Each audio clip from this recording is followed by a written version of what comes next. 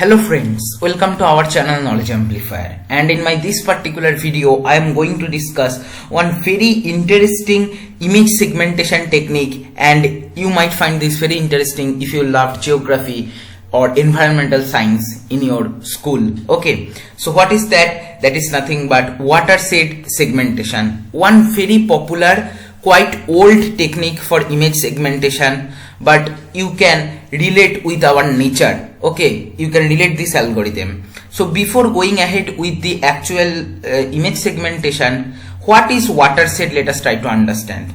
So I hope you have studied this already in environmental science or in geography. That is, watershed is nothing but an area of land where rainwater or maybe water coming from ice or glacier, okay, accumulate in a certain region, okay, or an area of land where water basically drains and accumulate there, right? Kind of that. So here you can understand that you can consider if rainfall is happening in this particular hilly area, then in this particular region there is one small accumulation of water, then here from different region waters are coming and accumulating, right? So the thing is that these are called watersheds, right? Now this simple idea is sufficient to go ahead with our image processing concept. Okay, so what this particular algorithm says, let us try to understand.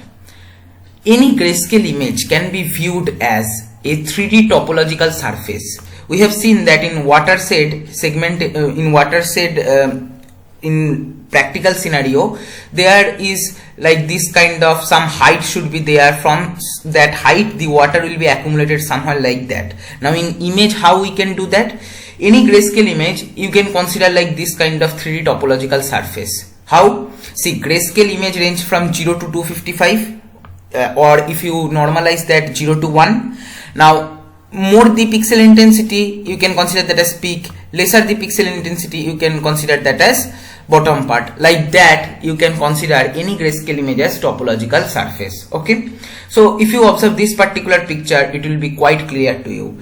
So consider this grayscale image. Here this is dark part, so we'll be keeping that considering as less height region. Then when white part is coming, see here intensity gradually increasing, and at this particular side the intensity goes maximum, the white intensity, it is become very much bright. Okay, so we will be considering this region as maybe top of that particular topological area, and slowly see it is basically increasing to, from minima it is going to that particular height. Okay, so that means as grayscale image intensity increases, the topological height also increases. You can consider like this, and eventually the complete grayscale image you can represent as 3D topological surface. I hope it is quite clear to you, right? Now what will happen? How segmentation will happen? Suppose rain is falling on this particular topological surface. Can you tell me where water will drain? See, any water suppose falling on this region, wherever, they will drain to this single lower region. Okay, if from everywhere, wherever raindrop will fall, that will drain here. Okay, right. So this can be segmented as one part. Then any water falling on this region will be going to this particular bottom part. Okay, so whenever you have water stagnant, those group of pixels you can segment, okay, to a particular component. Like here we have seen that here wherever water drop suppose falls, it will reach to this particular area. This is also called catchment basin because it is catching the water. Okay, water drains in this, wherever water falls in this region will drain in this particular part. But if you consider, let me just show you, erase this everything.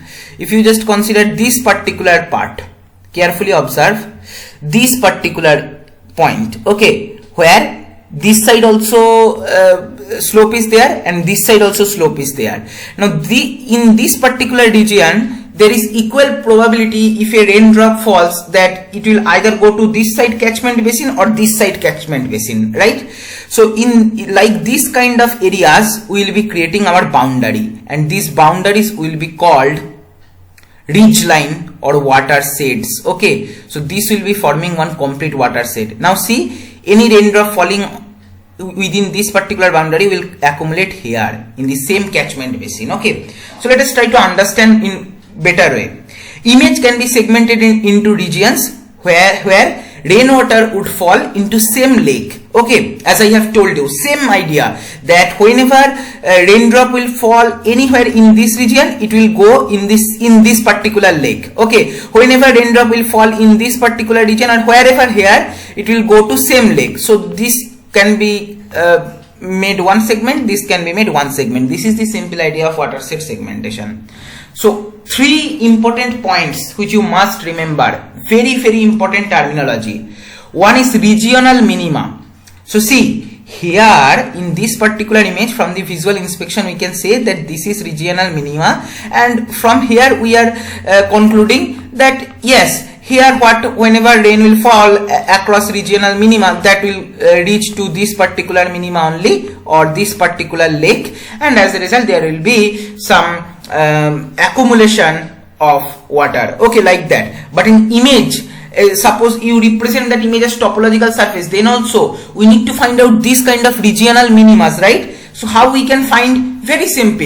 You can consider maybe one 5x5 patch, okay, or window. I can say I will continuously shift that window, like in convolution what we do, right? I hope you can easily understand. And in that 5x5, what is the minimum value, and based on that we can create one regional minimum points. Okay, now catchment basin is what is catchment basin of a regional minimum? That is nothing but point at which a drop of water will certainly fall to a single minimum. Okay, that is, consider this particular part. Here if raindrop falls, it will reach to this particular regional minimum. Consider this particular point. If here raindrop falls, it will also go to this particular regional minimum. Suppose here some raindrop falls, this will also reach to this particular regional minimum only. So this whole area where if a drop of water falls, that will certainly move to a single minimum, that is called catchment basin. I'll be discussing that in detail also, no need to worry, just try to understand little bit. And ridge line or watershed is what? Points at which a drop of water will be equally likely to fall to more than one minimum. Like I have told you, in this particular part, you can understand that this is kind of one separator line in between this particular lower area and in this particular area, right? So if here raindrop falls, it is equally probability that raindrop might go into this particular lake or raindrop might go to this particular lake, right? So this particular area will come like this way, because here also if raindrop falls, there is a probability that it will go here or it might fall outside that. Okay, so this will be called as watershed lines. Okay, and what is the goal of this algorithm? Find the watershed lines, because I have told you the main target is wherever waters will make a stagnant form, that group of pixels we will consider a single segment. So see, watershed lines, if we are able to compute, then see, watershed lines are basically bounding one catchment area, that lake. Okay, and that is one particular segment we can consider, and you can clearly understand that this is our topological surface we was talking about, but actually this is our grayscale image. So what watershed segmentation will do, it will segment this as one object and this as one object, and as a result perfect image segmentation will happen. Now let's try to just slice vertically, okay, like this way, vertical direction. We suppose taken a slice of this particular topological surface, and suppose we are getting like this. Okay, now using 5x5 patch and its shifting, we are able to find out the regional minimas, maybe this one and this one. Okay, now how the algorithm will work, you can simply consider like this: flood the landscape from local minimum. Okay, so here this is my local minimum. Consider I have created one hole from which we can inject water in this particular valley. Okay, this is called valley, right? This is called, in hill area, in between two hills you might get V-shaped valley or maybe U-shaped valley. This also related to geography anyway. Now you just start filling water in it. So water will start accumulating here. Alright, in the same part it is accumulating. Okay, sorry. Here, right. Here still it is, the water level is rising. Okay, like this. Okay, now when it will reach in this particular region, consider this scenario.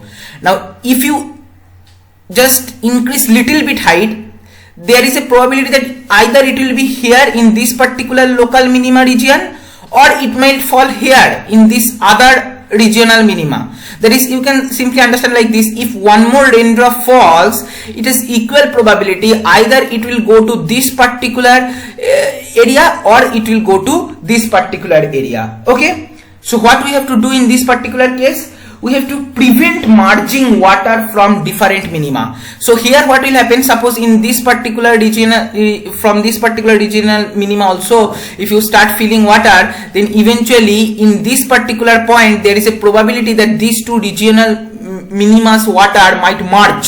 So what we'll be doing, we'll be creating one dam here. Okay, right? And if we create one dam, then there is no problem of water merging. And this dam is nothing but our ridge line or watershed. Okay, now what I will do, I will keep on increasing the water level. That is, I am keep on injecting water from here, right? It is increasing. Again here, consider this particular point. If a single raindrop falls, either it can go here or it can go here. In this particular region there was no confusion. Like suppose here one single raindrop falls, it is for sure it will be going here. If here any single raindrop falls, it is sure that it is going here. Here if any raindrop falls, it is sure that it is going here, like that, no confusion. But here confusion is created. So again what I will be doing, I will be creating one dam here.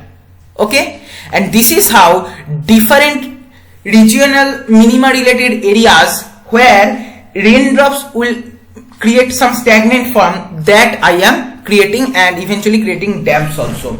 And this particular part is making one single segment, which is called our simple watershed segmentation. Okay, so the main thing is catchment basin. Okay, that is points at which a drop of water will certainly fall in a single minima. Okay, this particular area, and the boundaries which are watershed are together are becoming basis of this particular popular segmentation. Okay, and let's see some demo. Like see here, so this was our grayscale image originally, then we have converted to topological area like this, and then see catchment basins and encircling the watersheds are perfectly segmenting these two separate regions, which you can clearly understand that these two are separate segments, right? And this is how perfectly our segmentation is happening. Alright, I hope you have understood this. Like one more example I can show you. Consider this particular image. Okay,